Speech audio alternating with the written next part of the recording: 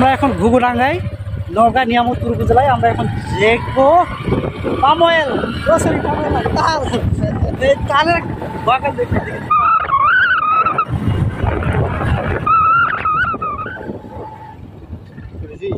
জানি থাক হ্যাঁ শুরু হয়েছে যা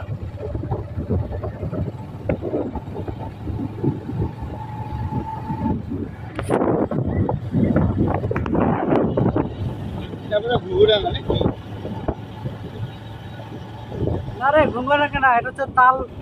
তালডাঙ্গা ঘুঘুডাঙ্গা না এটা হচ্ছে তালডাঙ্গা এটা হচ্ছে নওগাঁ জেলার মহাদেবপুর উপজেলার ঘসপাড়া রোড মাতাজি ঘসপাড়া টু মাতাজি বুঝলি এটা হচ্ছে তালডাঙ্গা এ তাল কিন্তু ওই যে বজ্রপাতে কিন্তু ভালোই করে রে মানে আবহাওয়া